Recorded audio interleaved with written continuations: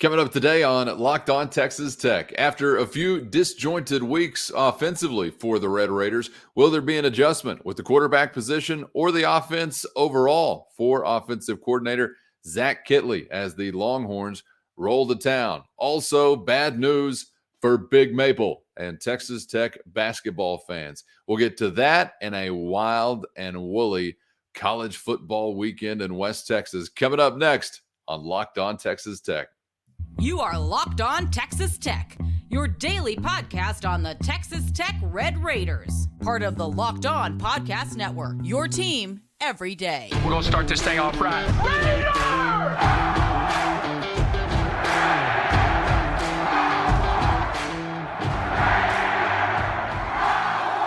Glad to have you along for the ride once again on Locked On Texas Tech. I'm Casey Cowan with the only Chris Level. It's your team every day on the Locked On Podcast Network. And of course, we are primed and ready for the Red Raiders and the Longhorns coming up soon from Jones Stadium. Saturday afternoon will be a 2:30 kick with a whole lot more to learn about both of these football teams. For really different reasons, Chris, there are some unknowns for those in orange and also those who will be there in scarlet and black on the west side on Saturday.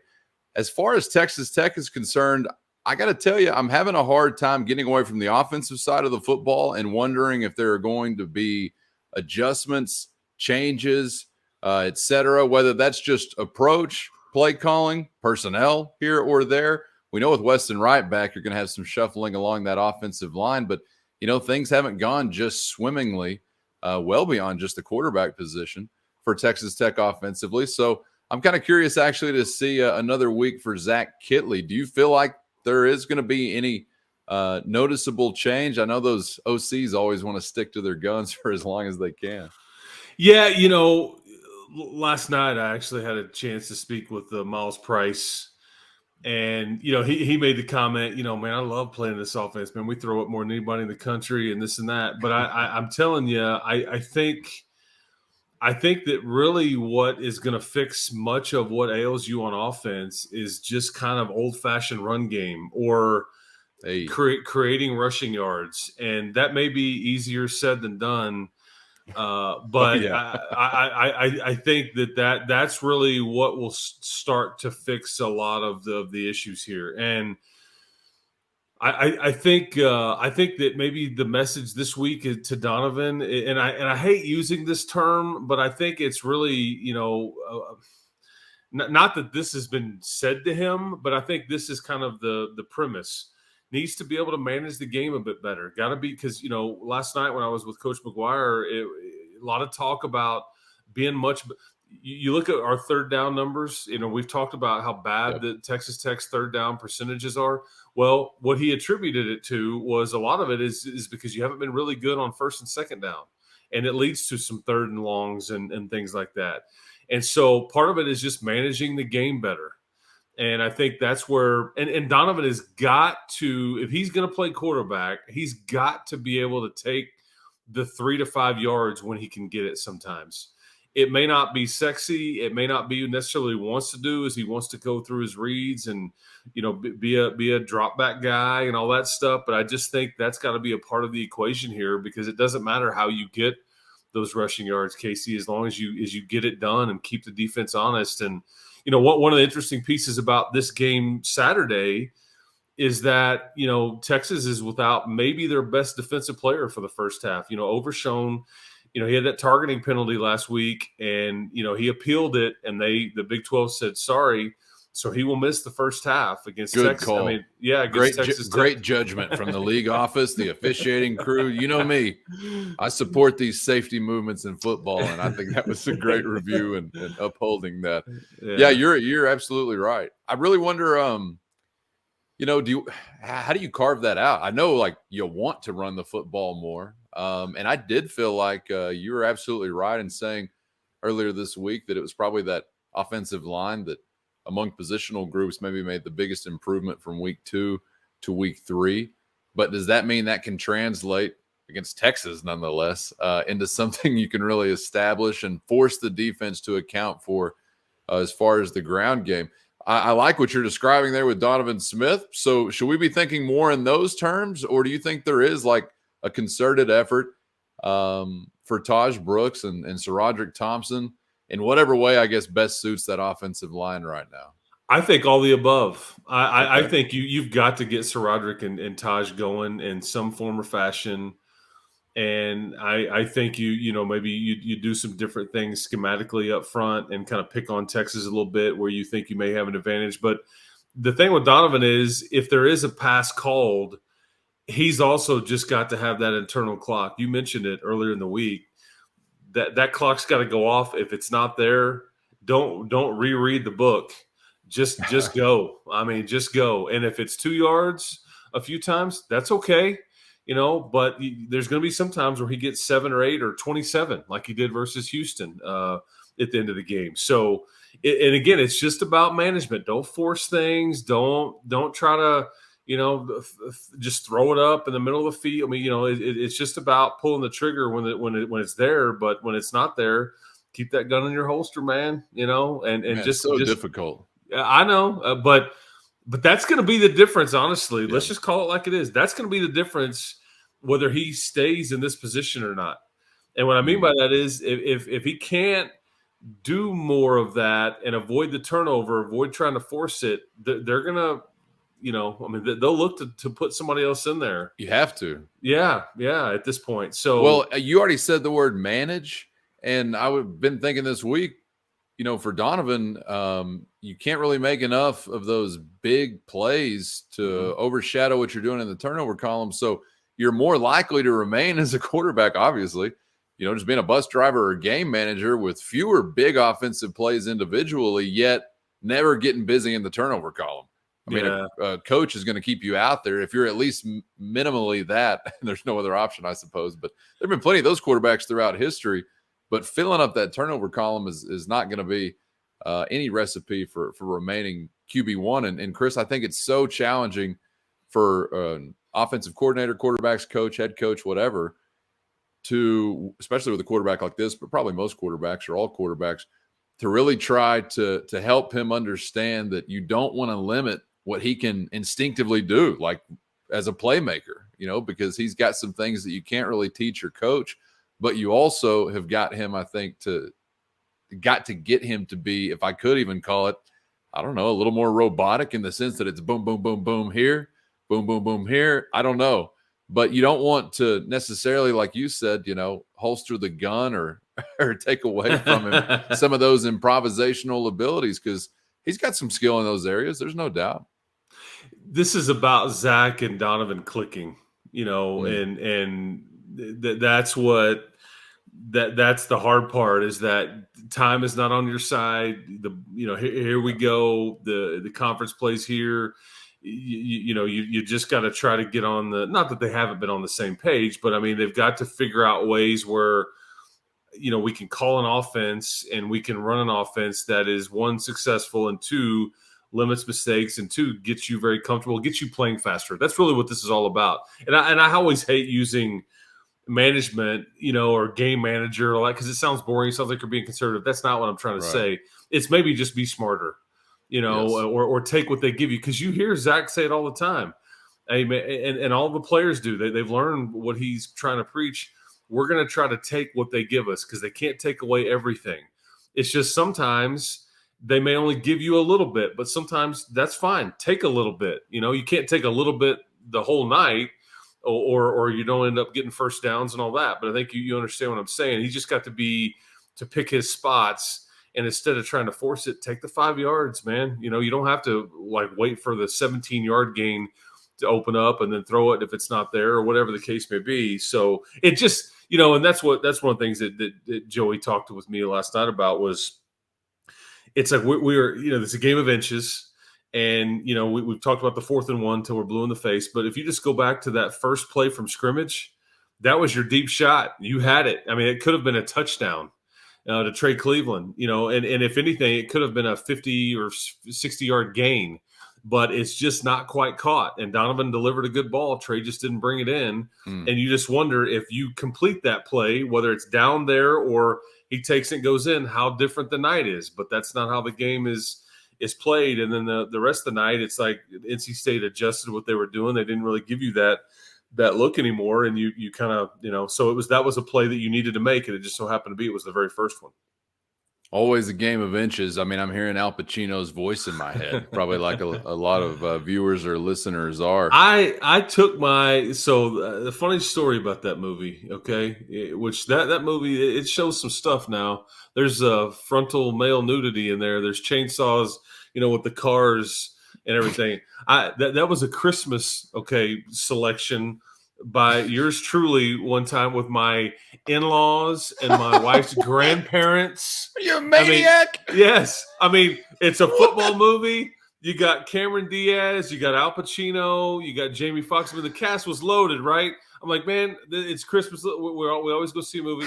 There's like 20 of us through a whole row. I look up halfway through that thing after a locker room scene, and it was Lawrence Taylor's like just hanging all over my movie screen, and I see my wife's grandfather at the aisle, and he was out. They cruised. Good. I was like, I'm never living this down ever, and it still haunts me to this day. Somebody with a little class in the family won't stand for that kind of thing at the picture show. That's any given Sunday. Was that really LT? I don't even remember the scene, to be honest with you, but was that a stunt double, you think? I don't know if he was the one that He's probably into it, man, like Charles Haley. He's like, no, you know what? Save the stunt double. I'll do it. But yeah, that was that is hilarious. I'm assuming you had no idea, or was this a prank? No, I had no clue. I mean, are you kidding me?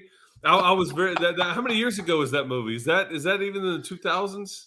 I think early 2000s. Early 2000s. Yeah, I mean, I've been married 26 years. That was way back in its early infancy, man. Not only the in-laws, but the grandparent in-laws also. Wow. Yeah, game of inches though. But I remember the speech, man. I remember the speech. Game of inches, unless you're LT, then a game of about a foot or so.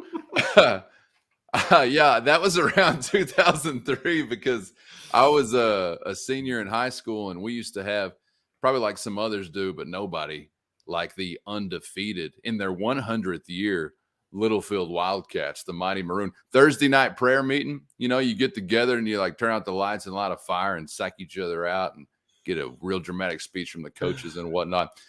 Something that we used to rock. And the Al Pacino speech was like a very popular thing because sometimes some guys would want to put together like some clips or whatever. You get some stuff in, whatever you want to do. And I remember the first time somebody really wanted to rock the entirety of the Al Pacino speech. It's like, all right, all the inches and inches and inches and inches, and I'm only 5'3". I can't convincingly play an NFL head coach, but it's inches, inches, inches.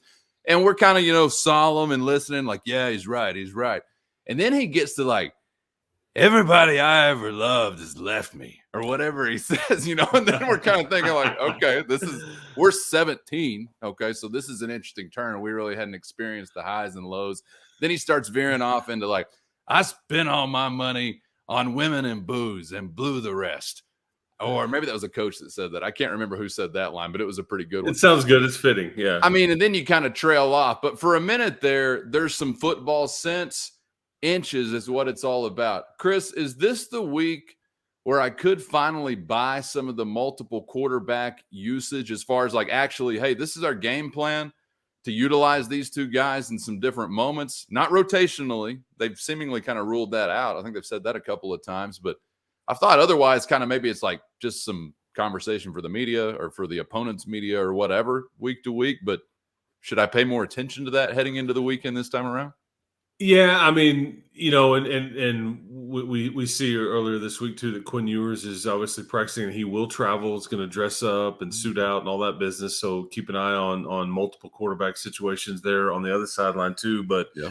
I think you're going to see more potential like gadget type stuff would be my guess. But if you see Barron, it's going to be in that form, or it's just going to be, hey, not that we're making a change, but we're gonna let this guy give it a go for a bit, and that's going to depend on how the game is gone, But sure. If the game's going well, I can absolutely see Barron in some scenarios, whether he's taking the snap and Donovan lines up, at running back or tight end or who knows what. But I think that's the beauty of Zach, is that he's very creative. He wants to use a lot of pieces there, and we talked a lot about Lance Leipold at Kansas and the job they're doing.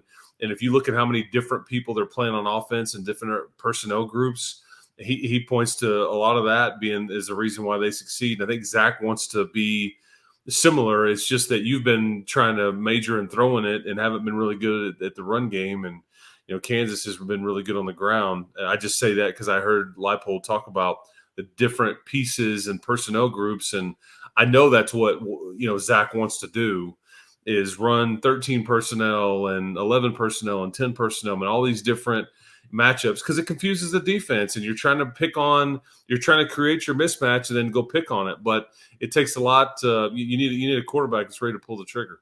Yeah, and we're talking about Texas scholars here, those who couldn't get into Texas Wesleyan. So maybe easily confused Saturday afternoon. Maybe they can pull off whatever's clever. We're going to be down with it whenever, no doubt about that.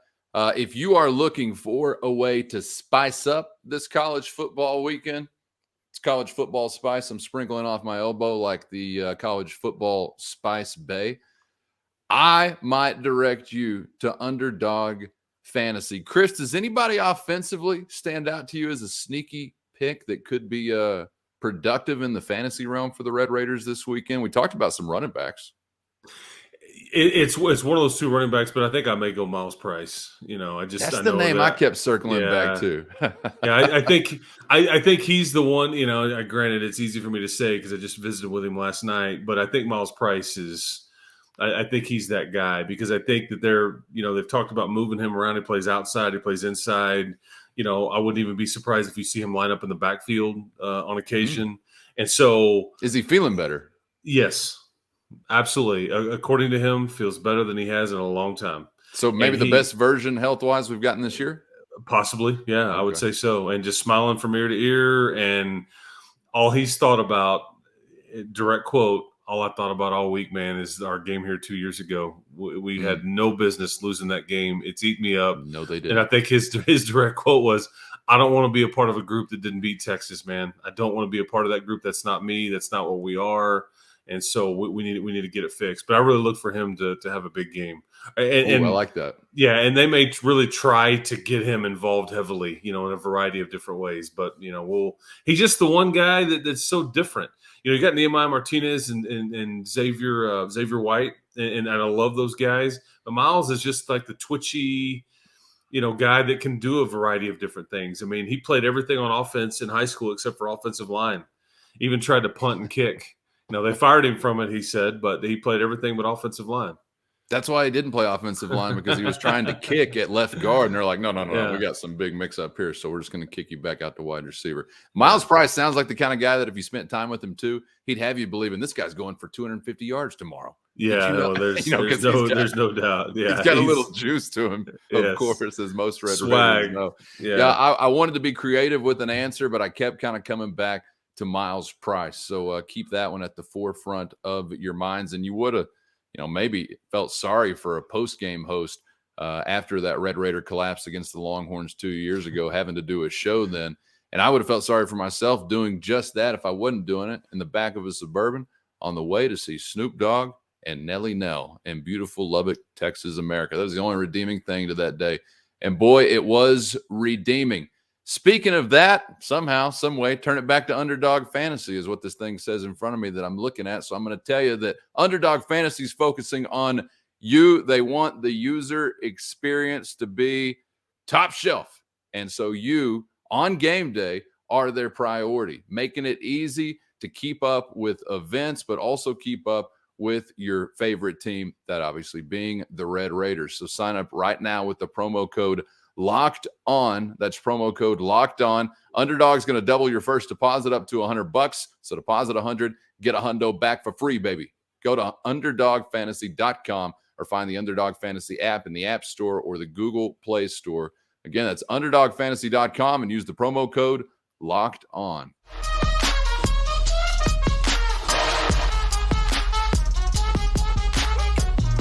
It's Locked On Texas Tech, your team every day for your ear hole or your eyes. I'm just an old radio guy. I'm not used to really thinking ocularly.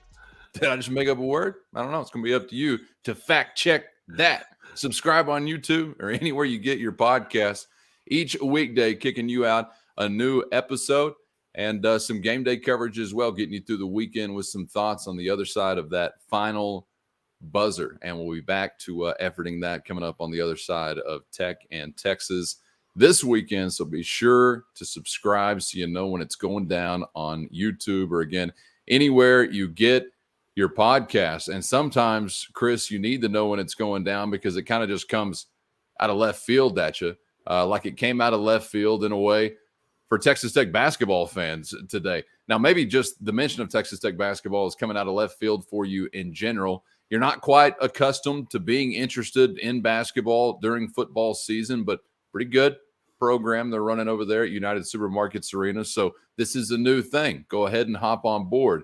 I was ready to be interested, Chris, just in general, because Mark Adams was going to be visiting with members of the media, which he did, and we'll get into some comments from Coach Adams. But, man, unfortunately, the day's Tech basketball news just completely overshadowed by injury news for the man they call Big Maple, one of my favorite nicknames I've ever heard, hit by the injury bug.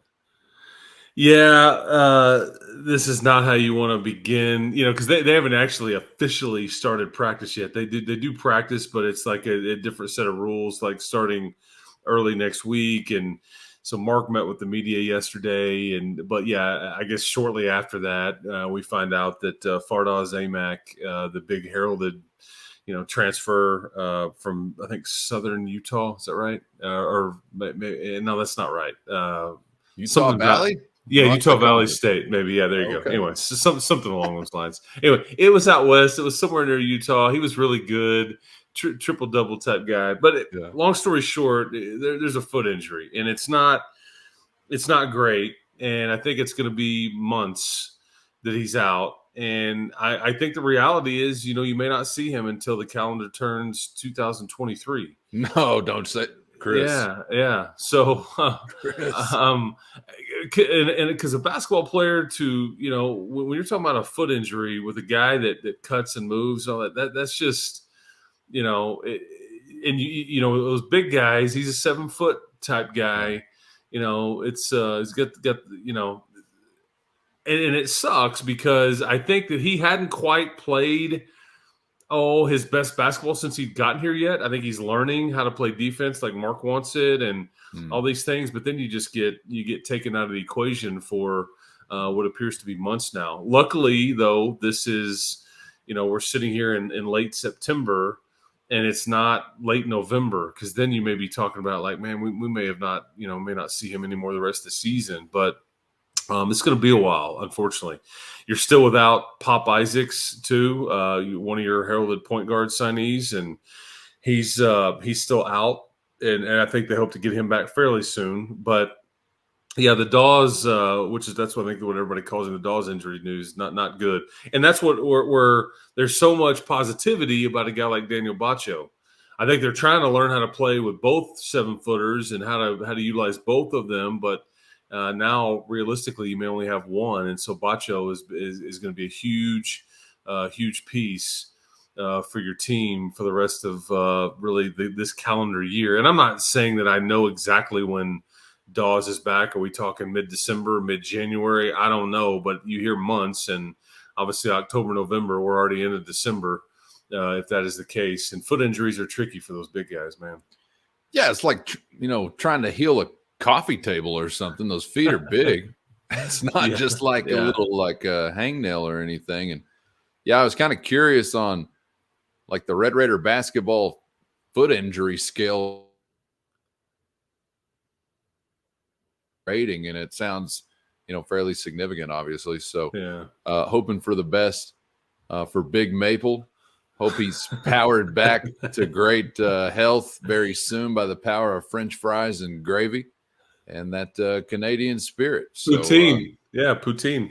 Poutine. I'm not up on poutine. I don't know exactly if that's the remedy or not, but they say laughter is the best medicine, and just hearing you say poutine has cured me. Well, that's French fries and gravy, is it not? I think that's what that is. Buddy, I'm from a few miles out there west of Spade, Texas. I know the French fries and gravy. How that translates to Bangladeshian or whatever, I'm not sure. But again, I'm learning things. That's why I'm glad to be here on Locked On Texas Tech. I hope everybody. Yeah. We need to figure out what Bacho eats. What his deal is, because I think he's got all these connections to France. So I don't Big know men, opposing Big 12 big men. there you go. Okay, I'm excited. Look, I was just kind of. I'm laughing at myself, like thinking about, oh, woe is me, this is bad news, and blah blah blah. Because I'm listening to you talk about, oh, now they wanted to play with 2 7-footers, and now they just got to figure out how to play to 1. And I'm just thinking about the days of like Pal Storozinski being our big man or something. I mean, woe is us. You still got some impact guy there, in Daniel Bacho, or a guy with a chance to be an impact guy, I guess I should say. How many times can I say guy in 25 seconds? I was pumped for Bacho because that dude showed no fear last year. And I just thought, man, first and foremost, you got some physical traits, you got some talent. Sure, you're here for a reason, but are you going to be like timid in the face of Big 12 front courts? How are you going to react when you're really in a physical matchup? And the dude was always like the more physical guy. There's another one, right? I mean, was I seeing the same thing that you are? And that's a great thing to see for somebody who's acclimating to this game in this place. Yeah, his biggest deal is he a liability on the offensive end? And I think that Mark talked a lot about that he's really worked on his offensive skills and his shot and playing with his back to the basket and all the different things that come with just being a threat on offense. But really, it just comes out of being consistent, because I think he got spurts of playing time last year, and he was a fan favorite. Bacho, man, we all love that. Everybody's eating it up, but he'd throw out a dunk every once in a while, and block some shots and kind of get the crowd going and all that stuff. But it's just really about being consistent, because now all of a sudden, now it's not, hey man, it'd be nice if he can give us 5 to 7 minutes a game. No, not anymore. Now we need 15 to 20 from you every night, and you can't foul out. You need to be able to guard your position, and you can't get into foul trouble, because now that's the reality of it. And think about it. They're going to go where are they going to be on Thanksgiving week? They're going to Maui, man. And Dawes isn't going to be available at that point, I don't think. And so you talk about some of the competition they're going to see in Maui, and Daniel Bacho, he's going to have to be a big part of that. And you can't necessarily they will, but it's not like last year when you could just go small and like, okay, let's play without a big because you got these 4 freshmen. You know how many freshmen truly played in Big 12 play last year? 3. Okay, and I believe 2 of those were first-round draft picks. So we could. Do we have any of those? I don't think so. But my point is, we can talk about all these freshmen until we're blue in the face, and I think they're going to need pop.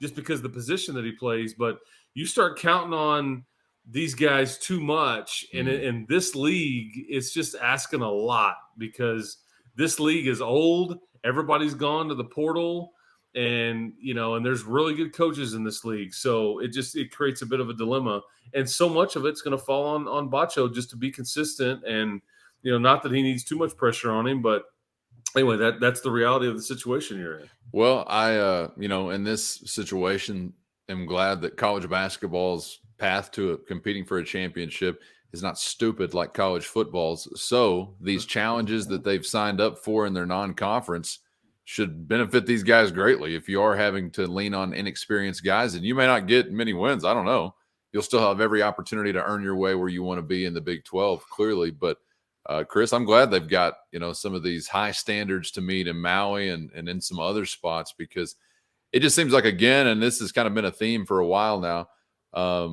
even without this injury news, you were going to be, from a team standpoint, chemistry standpoint, a work in progress, because you're still trying to kind of integrate some guys into what you do. And I was looking at the roster with the headshots there beside everybody's name this week, and I'm just thinking, all right, I got about a handful of these guys I recognize, and some of these other names you hear about, and oh yeah, this guy's heralded, or yada yada yada. You beat out this program for this guy, but man, what a challenge you got in the Big 12. You got one here in the LBK, so they're probably going to be up to it. But man, what a high standard, and not great news, obviously, to kick off the basketball cycle with Big Maple being sidelined. Well, and it could be worse, man, because what if he was your only big? That's So at least you have depth, and I think they've built a deep roster and a talented roster. Really, this team is just going to be about chemistry and maturity. They'll be a better shooting team. They'll be able to, I think, eventually play the kind of defense that Mark wants. It may not. It may take a while. They don't have the length and all that they did last year, where you just trotted 6'6" guys out on the court, just said, "Hey, all you 5 dudes go out there and block all the passing lanes and block shots, and let's get after it." That's not what this team is. But yeah, and I think season tickets are sold out, man. So I mean, this is 18-0 at home last year, and I think there's a lot of anticipation about trying to get back to the tournament and do some damage again. Before we move on, I know he's a complete player, but is there a way to break down? Do you miss him more offensively or defensively, or who's the roster better suited to kind of see some guys fill the space while he is sidelined? And you're talking about Dawes? Yeah. Yeah, well, all the above, I mean, and not that he was going to be your best player, but you still have O'Banner, and you've got Jalen Tyson, who there's a lot of expectations, and Davion Harmon, who's going to be a guard, if not your starting point guard, that's going to play a ton of minutes. And you've got some other pieces that you've added. And you've got the freshmen, and you've got Bacho, and all these things. But I don't know if we even knew what he was going to be yet. So I don't know if I could tell you like what they need to replace. But Gotcha. yeah, they'll have to go small on occasion because, and Malik Ondigo is back here, former player that came back, and he's been battling a foot injury a little bit too, kind of in and out of practice. But it's nice to have an old, mature guy, because when I saw Malik Ondigo last, before he got back to town and joined the program, he was hanging out with us when we were on the Gonzaga trip last year. He's living in Phoenix. He was wanting to get into real estate. And I know you think that's a wonderful idea, right? Not better than college basketball. Can I get into college basketball? Yeah, that's right. That's right. Not how it works necessarily, but he's a pretty clean insurance policy, and I think he's a walk-on type situation, very mature, and been in this program before and all that stuff. So they'll be okay. But yeah, it just sucks because Dawes was a guy that you could play at the 4, because he's so skilled. You could stretch him out and let him shoot from the perimeter and do some different things, and then maybe Bacho being more of it would just cause some matchup problems for and added more length to your team. But hey, man, injuries happen, and away we go. Yep, and hopefully we'll be back sooner rather than later, and we'll have a fairly smooth process as far as the rehabilitation is concerned. So wishing him luck, and within a month and a half of opening ball game. Yeah, I think their first game is around November the 5th or so. So I mean, it's gonna be here pretty quick. Man, can't wait. It was a lot of fun at the USA last season, and can't wait to get back in there again this time around, and maybe getting back to where you want to be from a postseason standpoint and beyond. As I think it's kind of a Sweet 16 standard that's justified for this program until proven otherwise. So hopefully you continue to get there, and I know if you do, you'll be led by a great defensive effort. We're going to get back to what hopefully will be another great defensive effort for Tim DeRuyter, Joey McGuire, and company, and you're going to need every bit of it if you hope to be in a spot in the fourth quarter where you got a chance to take a win away from a road favorite in the form of the Texas Longhorns. We'll get back to Red Raiders and Longhorns and thoughts on some matchups elsewhere across the Big 12 and the nation on the other side coming up on Locked On Texas Tech. But first, Flatlands Grain. Listen up, Grainiacs in the audience, or aspiring Grainiacs in the audience. Fall is really upon us. I think fall actually began, and you kind of been hanging around waiting for it to start out there, doing your farming, doing your ranching, feeding your animals, whatever you're trying to do. Keep your family going, right? And you think, I'll settle in a little bit later on down the road, and then boom, fall hits. You're harvesting. It's round the clock, except for maybe 2:30 coming up on Saturday. But that's still business, honey. That's still business. I'm not taking time off to go to the Jones. That's still business. Now you're up against it. Well, the guys that are going to bail you out, if you are at Flatlands Grain in beautiful Hell Center, Texas, America. Whether it's grain storage needs or just plain old advice, you got crop market analysis and experience. And of course, like I already mentioned, just keeping those animals fed. Reliable, Chris, is the word that comes to mind when I think about the Red Raiders at Flatlands Grain. And man, when the fur gets flying, you got 100 things going 100 different ways, like farmers and ranchers do in the fall. You need somebody you can rely on. And you and I are not reliable, and so we need to be bailed out on occasion. Hopefully not literally anytime soon. But yeah, I mean, these are folks. They'll take care of all your needs, and we know we talk about it all the time about West Texas and what this industry means to this part of the state, man. But yeah, just look at those cows, those happy cows on your screen right there, man. eating that grain. Check out the folks at Flatland Grains, man. They'll hook you up. I gotta bail you out. And bail you out. And don't pardon that pun. Deal with it. It's going to be good for you. And I got to say, I hadn't asked, but they may even take care of feeding us on occasion if we're just up a creek without a sandwich or something like that. So give them a call and find out if you got questions like that at 806-839-2522 or go see them in Hell Center, just 30 quick and convenient minutes north of Lubbock, Texas. Or you can visit them online at flatlandsgrain.com.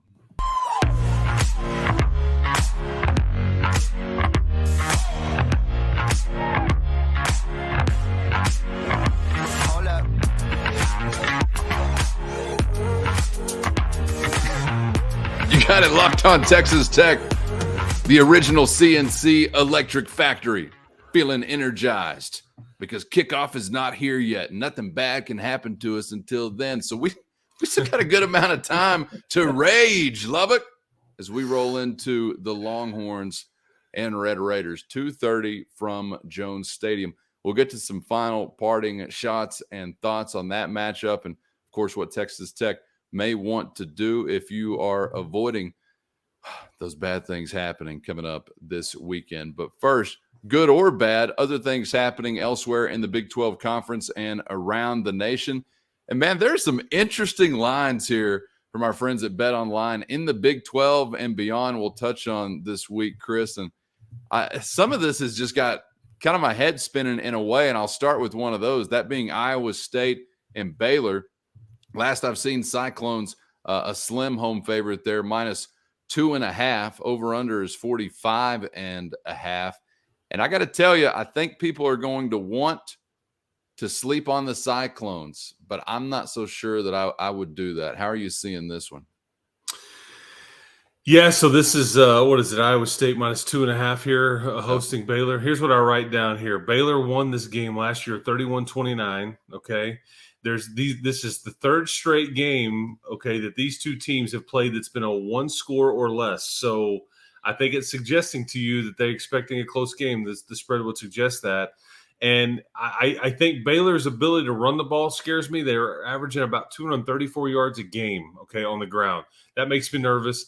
I'm not necessarily a believer in Hunter Dekkers, the Iowa State quarterback, but I don't know if I'm believing in Blake Shapen yet either. But I go with the home team here, -2.5. I may regret giving up 2.5 points, but I'm gonna chance it there and take the Cyclones.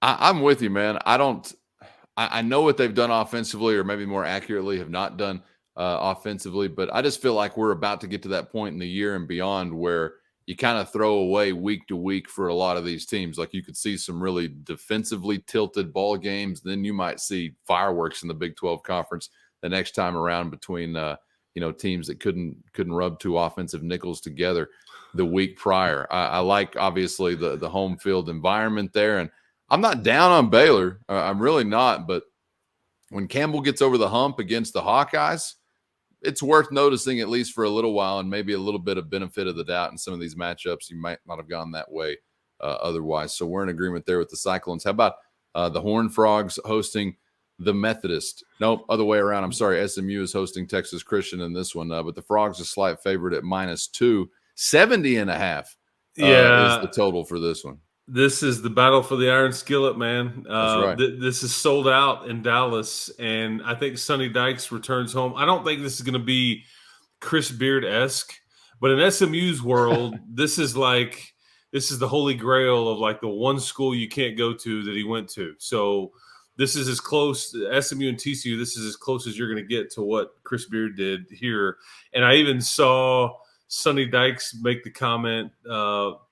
He said, even if I had a ticket to that game, I'd probably boo me too. So he knows what he's about to get into. But I side in this one. I think TCU is totally unproven. We have no idea what they are. They beat a really bad Colorado team and an outmatched Tarleton team at home. They were off last week.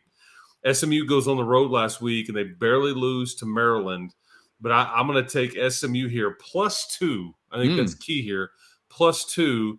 And I go with Tanner Mordecai, the former Oklahoma quarterback. He's thrown for over 1,000 yards and 10 touchdowns so far this year. He's third in the nation in passing yardage. But I'll go with Red Ashley and the Ponies. All right, we're diverging here because I'm riding with old Sonny Spikes boy.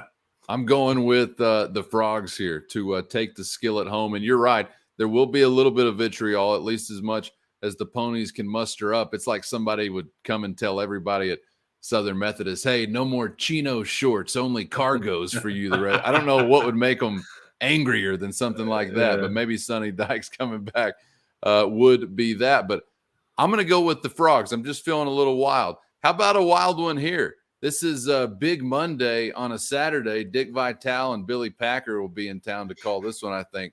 Kansas and Duke, as the Jayhawks are about a touchdown favorite. Sold out Lawrence, Kansas will be the scene. 65.5 is the total for this one. What are you feeling, Chris? I think Kansas -7. I think they win in a blowout. Here's what's fascinating. Okay. These are two really of the best stories we've got in college football early on. It may change, and it probably will change, but to this point, these are two. And the reason is the over under for Kansas's win total on the season, I think, was at 2.5. They've already eclipsed it 3 games in. Duke last year, they beat Kansas. Let me make sure I have the score. Yeah, score at 52-33. Okay, early on in the season, Duke beats Kansas. They're at Duke. They never won a game the rest of the season. That was it. So the fact that they're 3-0, I think, says a lot. Mike Elko, the former defensive coordinator for Jimbo Fisher there at A&M, he's got that thing turned around. But I just think this is too much Jalen Daniels. They've scored 48 points at least in every one of their games. I think they win running away, literally. I don't know if I'm saying running away, but I'm thinking easily they're covering and at least a 2-score winner. I guess 3 would be running away, but yeah, I'm going with the home team there. Have a ball, Jayhawks. You never know when you're going to get a chance like this again because your coach may be gone by midnight any potential day. Don't talk to me about lifetime contracts, okay? I actually heard I got a Jayhawk in my life who's telling me, oh, no, he'd like to – he wants to put down some roots there in Lawrence. Like, that's the dream of every football coach, right? Oklahoma, K-State. We're mostly in agreement on this so far, which is kind of irritating me. I'm kind of wanting to just change some of my picks so that maybe you and I have something to gloat over one another on Saturday. But Oklahoma and K-State. Chris, the last 3 years, this has been a barn burner of a ball game. I think K-State has gotten one of those 3. But nonetheless, they've been great games either way. You and I talked earlier in the week about the fact that this is the kind of scenario that K-State will lay an egg in. Or maybe if they don't win, they really make Oklahoma sweat it out. I don't know if I'm feeling it so much for the Purple Wildcats this time around. -12.5 for the Sooners, the total at 53. What do you see here? Yeah, you know, here's a unique part of this game is that, Kansas State starting quarterback Adrian Martinez, he played a game in Norman last year. He was quarterbacking the Huskers. That was actually a really close game. His Huskers would lose that day 23-16. He threw for nearly 300 yards on that game. I do think Oklahoma is again, much like TCU, we just don't know who they are yet. They have not been tested. I think Kansas State bounces back and keeps this close enough with Deuce Vaughn. I think they keep it within 12.5. Ooh, okay. Yeah. So we are going to go opposite ways here. I'm going to take Oklahoma to cover, and I'd probably kind of echo some of what you were saying about Kansas. I think Oklahoma might just run away with this one. I just don't know for how long you could be kind of fooled into a trap with K-State. I'm looking back at these last 3 scores, 48-41. OU 38-35, K-State 37-31. OU, I believe, going back last season. So there have been some really, really tight ones. And I don't think in those years you're looking at K-State very often and saying, well, that's because they've got the same type of skill set or whatever skill level as Oklahoma does. So maybe this is one that doesn't quite shape up there. That's like walking through the casino and you're just seeing all the reds on the roulette board, and you think it's not gonna be another red. Bang, baby. And then it lands on 00, and that's what skews it in the house's favor. And then it's time to get to the airport, and your bar money's gone, and you got to get out of there. We'll get you next time we come back. I promise. Something like that. I don't know. Yeah, so I may get burned here, but I'm going Oklahoma comfortable in this one, certainly covering that 12.5. Outside the league, Aggies, Razorbacks. A&M a slight favorite. They're at Cowboy Stadium in Arlington, -2.5. Total at 48.5. Aggies or Razorbacks, Chris? I'm taking the Hogs +2.5. Arkansas is ranked 10th in the country. A&M is ranked 23rd, I think it is. A&M just made a quarterback change. They're struggling to score points. They're only averaging 20 points a game. Arkansas is scoring 37 points a game. And Arkansas is trying to get to 4-0 for the second year in a row. That's the first time they would do that since the late 80s when Ken Hatfield was there, and they were running the triple option, and Quinn Grovey and Barry Foster and all those guys were there. But that's amazing. Yeah. That's actually an amazing 4-0 for the second straight season, first time since the 80s. Since the late 80s, they're trying to. If they get it done, they're trying to. I think A&M's defense is really good. Okay, so I'm clear. I don't trust their offense yet, and I think that obviously Jimbo Fisher doesn't either, because he just made the quarterback change to his LSU transfer that he had in Max Johnson. But it just looks like he doesn't know how to use all the pieces, and it's just they're not clicking yet. So I just don't know if they score enough points here to get it done. So I'm going to take the Hogs and Sam Pittman. I'm going to take the Hogs as well, but I think I'm a little more down on that Aggie defense than what it sounds like you might be, especially against the run. And, of course, we know what Arkansas is able to do there. So I'm taking Arkansas on this one, and I'm not so sure, Chris, that it may not be a comfortable win, not a blowout, but a comfortable win, because I'm thinking if they do establish that ground game and can just really dominate time of possession, and I think that might be a nice recipe for Arkansas to really kind of cruise at least as much as they can cruise to a win there. I'm sorry, we are out of time. We're in agreement there. Yeah. Texas Tech and Texas before we are out of here. Chris, I don't know that the Red Raiders have to play perfect football all the way around to pull off a win against the Longhorns coming up this weekend. But I think in one area, and I hate to just beat the drum, but we'll do it often, the turnover column, they've got to be near perfect as far as that margin. I don't know that you have to take it away a ton, but if you don't, you sure as hell can't be giving it up a whole lot. So I'm not quite sure that I'm feeling Texas Tech, even from a point standpoint, at +6.5. But I tell you what, if something deviated from the script and we saw that turnover column cleaned up to a degree, I'd probably change my answer. I don't know about picking them outright, but I think making it a game in the second half could be a possibility. I hate, again, to focus on it every time around, but that column is just so huge, and unfortunately it's gone against Texas Tech this season. Yeah, the last thing I'll say before we wrap this thing up, but to me, one of the biggest aspects of that game on Saturday will be the special teams game. You can't, because they haven't been quote-unquote special the last two games for the Red Raiders. Whether it's not fielding a punt cleanly, whether it's your punter not being at his normal self, and missing field goals versus Houston early on in the game, just that aspect of this game needs to be either at a dead even, or you need to win that aspect.